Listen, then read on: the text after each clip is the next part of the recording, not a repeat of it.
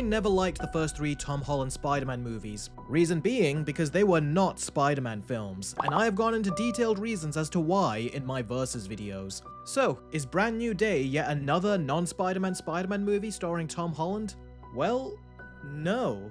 For the first time, this actually felt like a true Spider-Man film, and I liked it. Yeah, for real. I really liked this movie.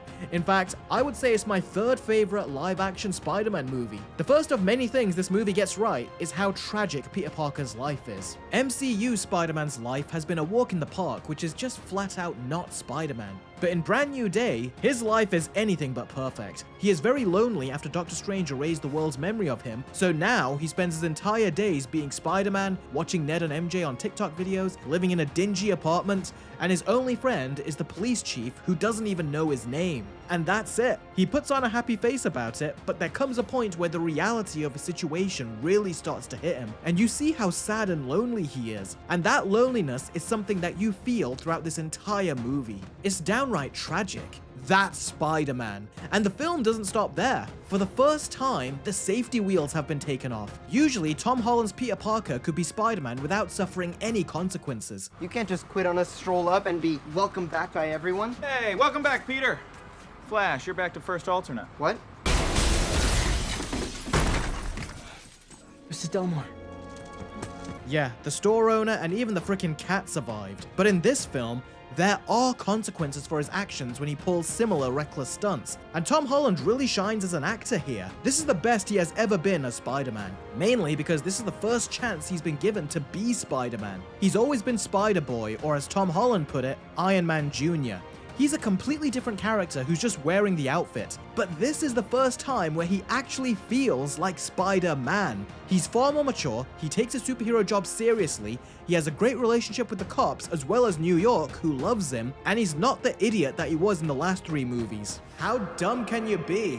And this alone is a massive improvement over the previous films. This is what I have been wanting for years from his Spider-Man, and I'm glad to say that he can finally stand alongside Tobey Maguire and Andrew Garfield as a true version of the character. Tom Holland showcases far more range here than he ever has before in the MCU. They also nick Spider-Man's powers in the movie a little, and it's actually done in a way that works in conjunction with the story and his evolving powers, and not as a lazy way to contrivedly weaken their superhero like Supergirl did. The film actually looked like a movie for once too. Gone is the lackluster and cheap filmmaking from the previous 3 movies, the constant green screen isn't used as much, and it felt like they actually put some effort into the sets and filmmaking. The action scenes?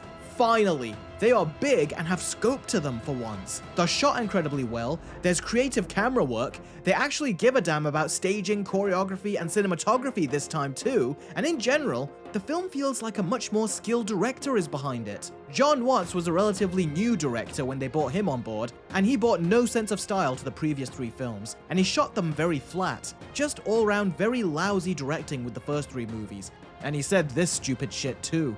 Thankfully, the Brand New Day director didn't listen to him, and the swinging looked far better as a result. Going back to the action, it doesn't feel like the Marvel guys came in and said, "It's alright, we'll take it from here, we'll direct the action sequences." No, this feels like purposeful action and not stock like it has been in the MCU for a while now. But that being said, the action was really good, but it didn't blow me away. This fight scene with the hand, for example, was split into 2. The first half was very good, but the second half wrapped up extremely quickly, and I took real issue with that. So the action isn't amazing, but it's a definite move in the right direction, especially when he's saving the city. I also like that the Spider-Man suit doesn't look like it's covered up with layers and layers of CGI like it did in the previous 3 films. The costume has creases on it now, and most of the time, it looks like a real suit. I also liked both MJ and Ned a lot more in this movie. They aren't as obnoxious or played for laughs as they were in the first 3 films. They feel more pulled back, which is something I already noticed with MJ in No Way Home, but they've furthered that in Brand New Day. They actually felt like more grounded characters here, and Peter's reaction to seeing them again was so sad.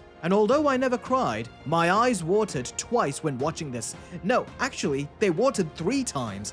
The final scene of the movie got me too. I didn't expect this movie to have that much of an impact on me, but I'm so glad it did. Now, Sadie Sink plays a mystery character in this film. Now, when it was first revealed, I didn't like it. at all, in fact. I especially have not liked that Sadie Sink keeps playing moody teens, but thankfully she doesn't do that here. She is very determined and serious with her goals, but she doesn't express that in a moody teen way, which I was very thankful for. And she plays a big part in the film, and one of her scenes with Spider-Man was the second scene that made my eyes water. Now, the scene itself was definitely underwritten, but it was the actors' performances that got to me. And by the time we got to the end of the film, it got a little hokey and predictable, but it made me open to her casting in this role. And it's an intriguing start, shall we say, to this character. There is, however, one massive issue that completely dismantles all the good things I just said about her. I can't talk about it now due to spoilers, but it is a gigantic issue that I can't believe Marvel didn't notice, because it breaks her character. And as for Mark Ruffalo, yes, Mark Ruffalo is in the movie. You might have forgotten that after seeing that he's not in any of the press junkets or even the red carpet. It's maybe because he's calling out dictators and warmongers that Hollywood supports. But anyway, he has a small role in this film, but it makes perfect sense why he's in here. And to see the OG Hulk back was such a relief and a welcome return. I hope we get to see more of this Hulk in the future. As for things I didn't like about this movie, first off, Jon Bernthal. He was a mixed bag as the Punisher for me. For a guy called the Punisher, I thought he was very soft. Just the way him and Spider-Man were bickering and some of their more looser moments, I felt that the Punisher was emotionally dropping his guard a lot. I mean, the Punisher can drop his guard a little bit, and a little bit would mean a lot coming from him. Kind of like how in Matt Reeves' Batman, Bruce Wayne dropped his guard a little, but it meant a lot. But Punisher dropped his guard way too much, and I don't feel that they took full advantage of him. Spider-Man should be less friendly with Frank and more disgusted with him over how he dishes out justice. And he does a very little, but not nearly enough. So they didn't take full advantage of that dynamic. So that wasn't good. While we're on the point of the Punisher, the MCU's world building doesn't add up. In Daredevil Born Again Seasons 1 and 2, we had the Vigilante Task Force, as well as a large part of the city hating vigilantes, with one even getting arrested and the Punisher on the run. And to come off of that so recently, and now everyone just loves Spider-Man, the continuity of that doesn't track. It also doesn't track considering that Frank Castle is a wanted man, and yet he's driving around in public like it's nothing. The world building with the Netflix Marvel shows just doesn't add up with this continuity. Another problem I had is that the story is very predictable. There are a couple of surprises, but the entire plot you can see coming a mile away. And whether that breaks the movie for you or you can still enjoy the ride depends entirely on you and what you think of the movie's execution. Now, as much of an improvement Spider-Man Brand New Day is, the sins of the previous movies definitely work against it.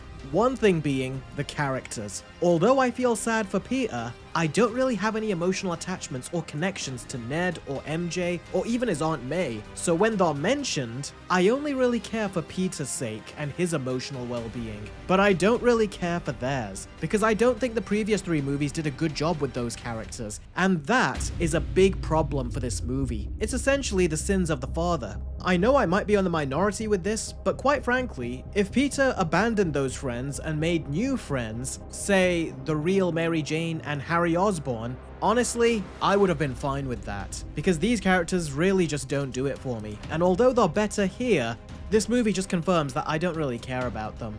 And although the directing is an improvement, there are still several issues. There are still scenes where you can tell they are using a bunch of green screen. The actors are very well lit so they can add artificial shadows and darkness to the shot later in post, and those still looked bad. The comic book panel shots are also very sloppily incorporated into the film. Rather than seamlessly transitioning the action choreography into these comic book panel shots, they just abruptly cut to them like they do in the trailer. And I found that to be lazy and very badly edited, and they looked so fake. Also, there was one scene that takes place in a pool, and it was really freaking awkward. They could have chosen a different setting, but they inexplicably chose this one. There is supposed to be a serious conversation going on in this scene too, but the whole time, I was half distracted by how awkward and uncomfortable this was. This was the dumbest MCU joke in the film, if you can even call it a joke. It felt like one of the actors just had a sick request and we were all subjected to it. I mean, just listen to this. These are actual written words in the scene. You know, you're not alone in this anymore. I've seen your belly button. This character is just so freaking weird. What I would have given to see this weirdo's reaction to seeing Ed in their pool. Let's get that custard out of your belly button, mister! Aside from the weird pool scene though, there were no dumb MCU jokes in this film. which I was beyond happy about. Hopefully Marvel sticks to this in future MCU movies. Also, the score for this movie had its moments, but there was never a scene where I was like, I have to go home and listen to that piece of music. And Peter lives in a dingy apartment, yet he has all this high-tech equipment around him, and we don't see him work a job. So how does he pay for all this and keep up with his rent? So although I'm glad they gave him a crappy apartment, they still have work to do with this, and they should just incorporate the Daily Bugle. They have J.K. Simmons, so go ahead. Also, the hand were implemented in a way that I went with at first, but upon reflection, the sillier it kind of gets.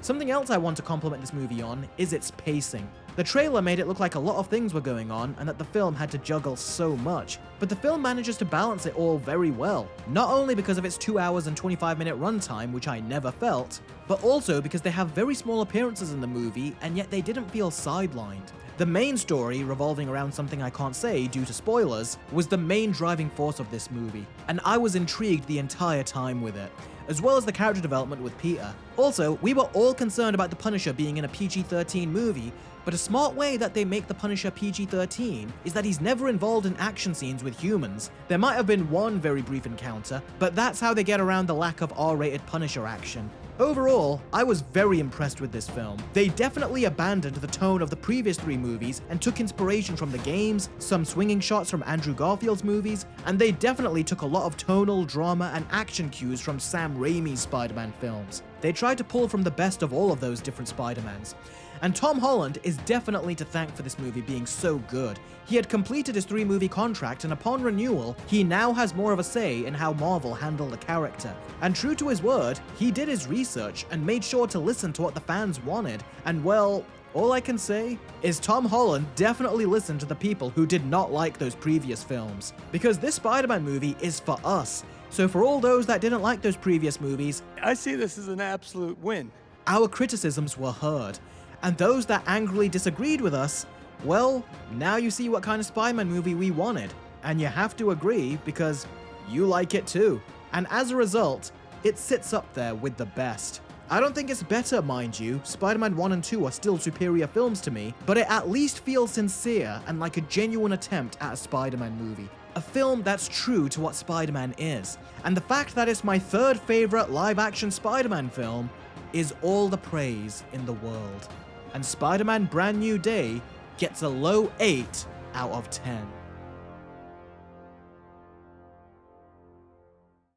Thanks for watching, everyone. Be sure to let me know your thoughts on Spider-Man Brand New Day in the comments below. And for all time's sake, check out my journey of the Tom Holland Spider-Man movies with my 3 versus videos over the years. Please do give the video a thumbs up, and be sure to hit the subscribe button and the bell right next to it so you can stay updated with all of my future videos. And I will see all of you next time. Take care.